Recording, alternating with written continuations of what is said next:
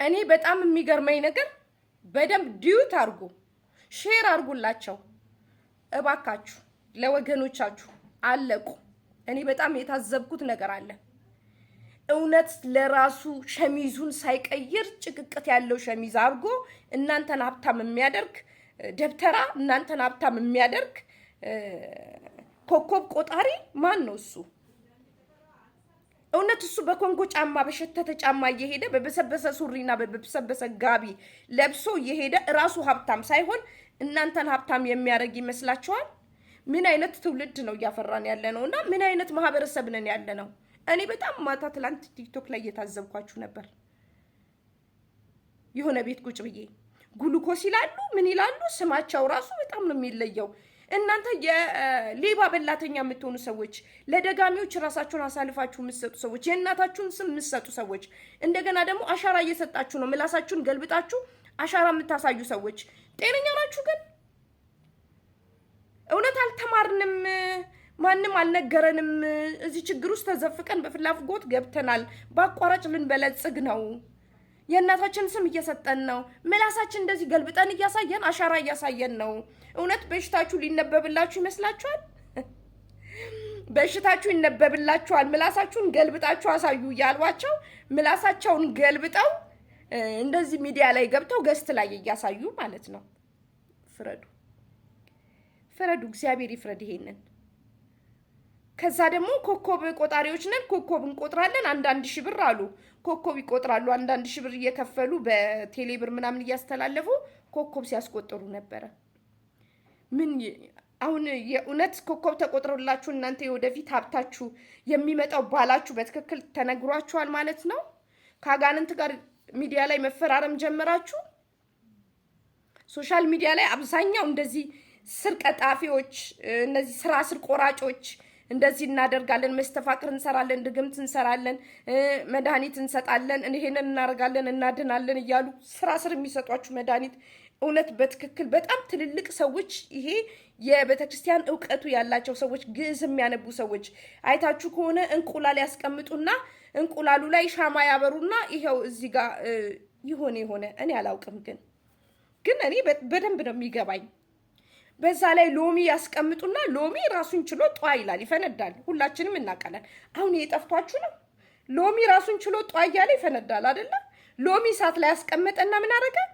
በዚህ ጋር የሆነ ነገር የሆነ ስም ጠራና ዞር አደረገና የሆነ ሳንቲም 50 ሳንቲም ይሁን 1 ብር አላቀለትም፣ እሱን ዞር አደረገና ይሄ ሎሚው ፍንደት ሲል ይሄውልህ ጧ ብሎ ፈነዳ።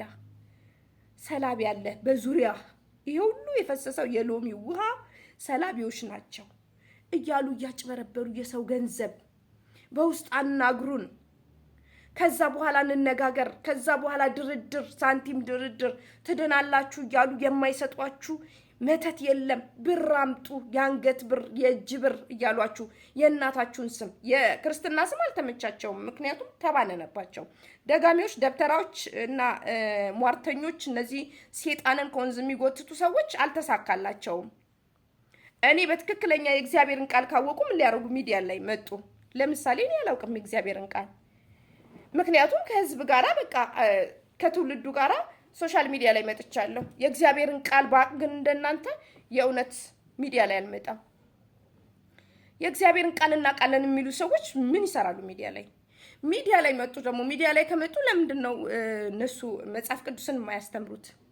ወንጌል ለምንድን ነው የማይሰብኩት?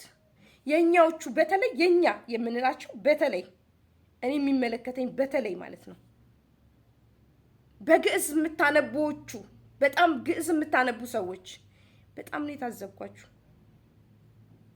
እግዚአብሔር ጭድ ያርጋችሁ፣ አመድ ያርጋችሁ፣ የስራችሁን ይስጣችሁ። ፈጣሪ ቤቱን ያጽዳ። ከየት ነው ተለቃቅማችሁ የመጣችሁት? የት ነው የተማራችሁት? ግን ከየት ነው ተግበስብሳችሁ ቴክኖሎጂ ላይ መታችሁ ትውልዱ የሚጠፋበት ቆንጆ ቦታ የተመቻቸ ቦታ የመጣችሁት?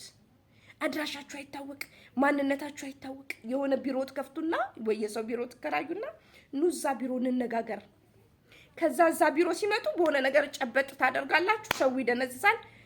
በእጃችሁ ቁጥጥር ስር ኑ ድግምት እንስራላችሁ፣ ብር አምጡ፣ ብር እናብዛላችሁ ሲሏችሁ እኮ ይሰራሉ፣ ድግምቱን ይደግማሉ።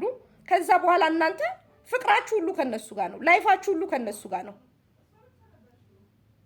በየሰዓቱ የሰራችሁትን ገንዘብ የሱቅ የንግድ ገንዘባችሁን ሁሉ ለነሱ ነው የምትሰጡት። ምክንያቱም ለራሳቸው ነው እነሱ የደገሙት። መስተፋቅር ደግሞ ለራሳቸው ነው መስተፋቅር የሚያደርጉት። እናንተ ወደ እነሱ ጊዜ እየሄዳችሁ እናንተን ወይ በግንኙነት ወይ በሴክስ አለበለዚያ ደግሞ በመጠቀሚያ ሴጣን በመጠቀሚያ ለነሱ ነው እናንተን የሚሰሩት። ማንንም መስተፋቅር አይሰሩም። እኔ ትውልድ ንቁ፣ በእናታችሁ ሁሉ ጊዜ ነው የምናስተምራችሁ አይደል? ደብተራ ደጋሚ። እኔ አንዳንዴ ቤታችሁ እንኳን ቄስ እንዳታስመጡ። ቤታችሁ የንስሐ አባት አለ አይደለ? የንስሐ አባት ቤታችሁ ጸበል ከረጨ በቂ ነው። ምንድነው ቄስ የምታግበሰብሱት? ቤታችሁ አታግበስብሱ። ምን እንደሆኑ ታውቃላችሁ? ይቅርታ አድርጉልኝ።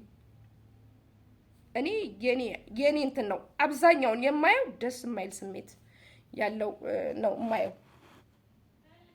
ልብ ይስጣችሁ። የእናታችሁን ስም እየሰጣችሁ በፍላጎት እየገባችሁበት ነው።